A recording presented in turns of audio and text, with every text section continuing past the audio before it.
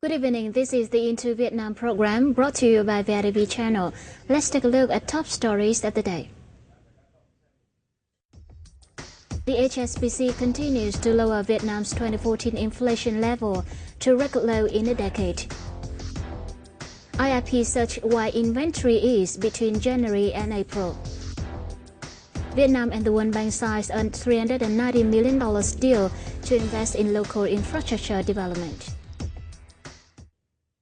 The HSBC said on April the 24th, Vietnam's inflation is expected to hit a decade low at 5.6% this year, even if prices of education, medicine and healthcare will continue rising in August-September, and power price is likely to rise in summer. In the past 13 years, average growth of Vietnam's CPI in the first 4 months of this year was 1%, but the rate is 0.2% in the period this year, thanks to low domestic demand, stable prices of foods and power. Pricing pressure has eased that enables the State Bank of Vietnam to further cut basic interest rates. At the same time, the bank also encouraged commercial banks to cut lending interest rates amid credit growth rate rise by 1.35% at the end of March. HSBC expects prices will slightly rise in the next 2 months when the domestic conditions are gradually recovered. However, this year price pressures are seen at the average level as consumer confidence is still low and the global commodity prices remain lackluster. A directive by the Industry and Trade Ministry calls on Electricity of Vietnam and Vietnam National Petroleum Group to publish power and petroleum prices besides salaries and bonuses. It's aimed at enhancing transparency in electricity and petroleum business activities. According to the directive, electricity and petrol are essential goods that have a heavy impact on the lifestyles of people. Ministry of Industry and Trade has also asked for the input factors used for price calculations. Accordingly, EVN would have to publish electricity tariffs and list changes in input factors, production cost, average basic prices and retail prices. The group will also have to publish audited financial reports, business results and production cost. The General Statistics Office said Vietnam Index of Industrial Production were estimated to accelerate by 5.4% on year in the first 4 months of this year. The growth rate is higher versus 5% growth of the same period last year and is considered as a positive signal showing the recovery in manufacturing. Electricity production and distribution sector recorded the highest growth of 9.6%. Processing and manufacturing industry came the second at 7.4%, followed by the water supply, sewage and waste management industry 5.4%. In the downside, production of crude iron and steel down 11%, motorbike manufacturing down 7.4%, coal exploitation down 5.8%, cloth production down 3.1%. As of April 1, 2014, the inventory of processing and manufacturing industry increased 13.9% on year, higher than that of 13.4% of March the 1st and 13.1% of a year back.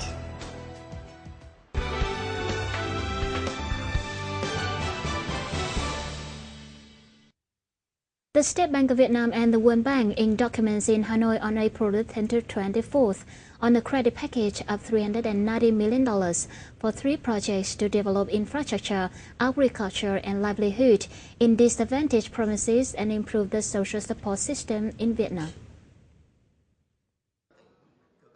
The Poverty Reduction Project, capitalized at $165 million, will offer financial support to developing connected village and community infrastructure, training life skills, project management, and public administrative management skills in 26 poorest districts in the Central Highlands.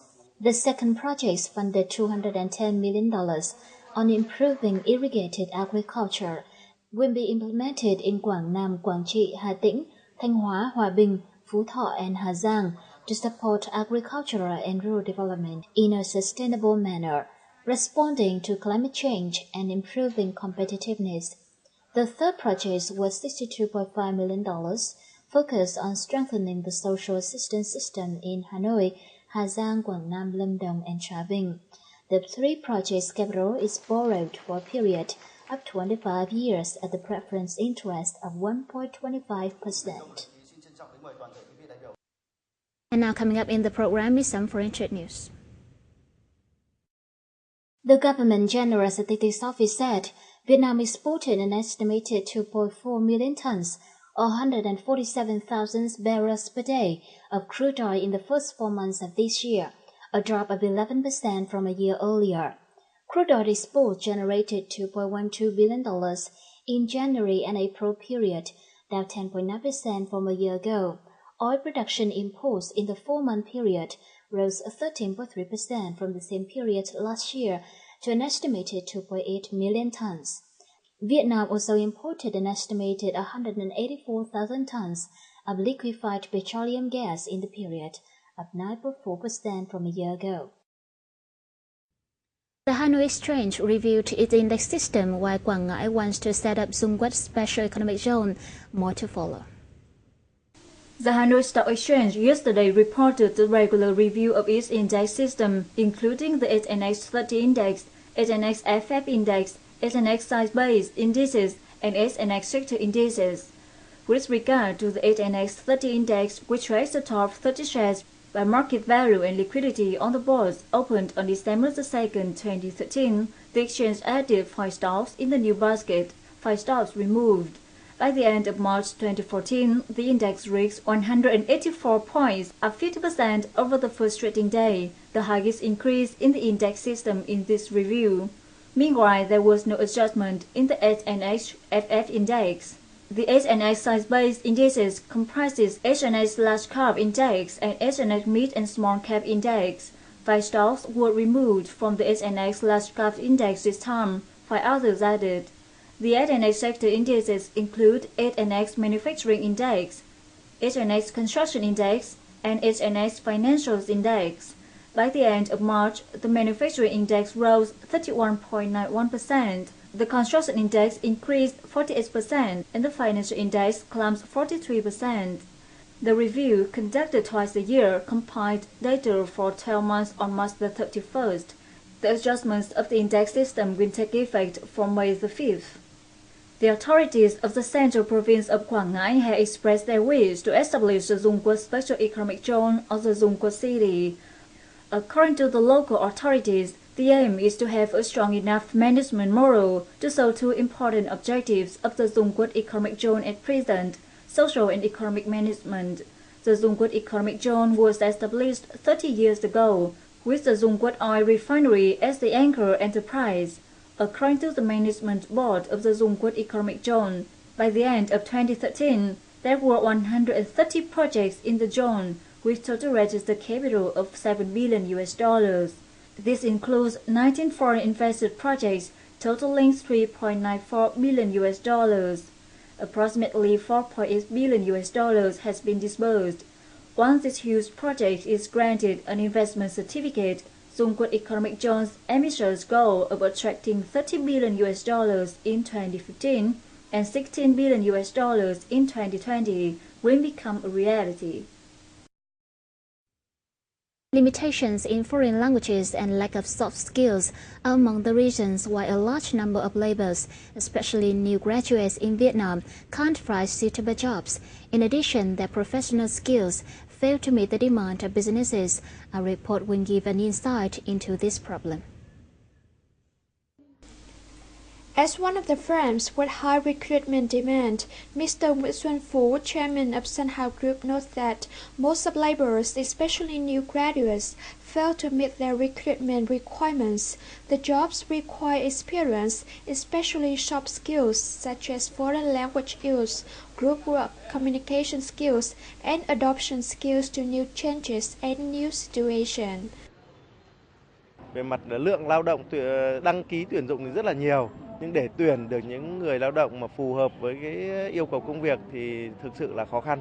Và mặc dù thì chúng tôi cũng đã có rất nhiều cái chính sách đãi ngộ thu hút nhân tài, nhưng về cơ bản thì tôi thấy là những cái lao động, đặc biệt những cái sinh viên mới ra trường ấy, thì các em còn thiếu rất nhiều kỹ năng, đặc biệt là cái khả năng về tự tin, chủ động trong việc là thường không đáp ứng được yêu cầu, mà thông thường là những sinh viên trẻ thì họ hay chờ đợi chờ đợi những người sếp giao việc, rồi chờ đợi sự hướng dẫn đào tạo công việc, thiếu chủ động và đặc biệt những các kỹ năng thực tế trong công việc là rất thiếu.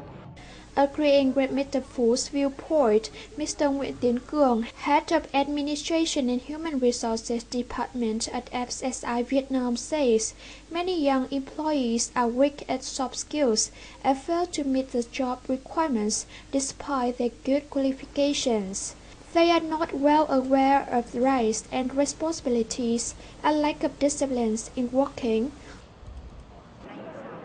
Không chỉ tôi mà rất nhiều người cũng cho rằng là cái chất lượng đào tạo của chúng ta phần lớn là thấp. Bởi vì các bạn ra trường, đối với cả công ty tôi mà nói, thì có những công việc thì rất là đơn giản. Ví dụ như cái dự án triển khai số hóa này bọn tôi thì chỉ cần trung cấp có thể làm được.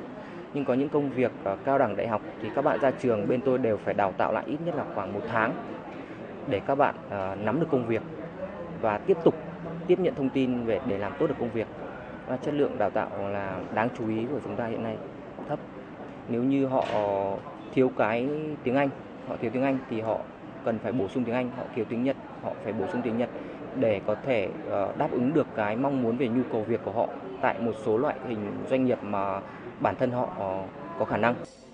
It can be seen that along with the development of the society, soft skills are highly appreciated and many recruiters consider these skills as important requirements. However, at present, a large number of laborers and most of young laborers are not well trained in terms of soft skills. During the time waiting for the changes in training approach, many students are actively sharpening their soft skills for their future jobs. Em nghĩ rằng là muốn có việc làm trong tương lai ấy, thì không chỉ bằng cấp là cái đem lại cho mình, mà em nghĩ là kỹ năng mềm, đấy là một cái rất cực kỳ quan trọng, nó sẽ chiếm 70 đến 80% khả năng có việc của mình. Các công ty kiểm toán nước ngoài thì hầu hết để khi tuyển dụng vào thì họ sẽ đào tạo lại từ đầu cho mình, và cái họ ấn tượng về mình đấy chính là kỹ năng của mình, cái kỹ năng làm sao mình thuyết phục được họ, đấy em nghĩ là cái quan trọng nhất. In the near future, most of businesses will update their technology, which requires laborers to be good at professional skills, such as computer skills and well adapted to new technology and equipments, along with other soft skills and foreign languages. This is an urgent demand for human resources training strategy in Vietnam. Ministries and relevant agencies should pay attention to this matter so that each labor can meet the demand on both professional skill and soft skill set by businesses.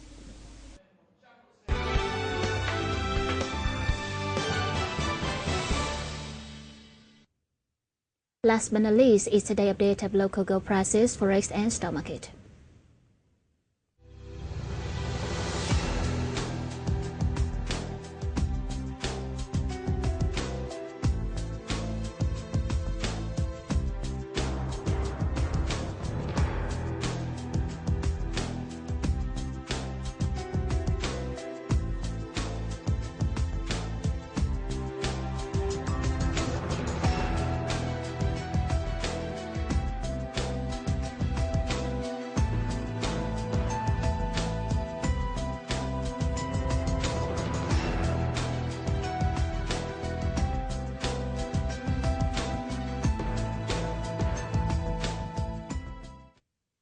Well, that's the news on VTV. Thank you so much for watching. Enjoy the weekend and bye-bye for now.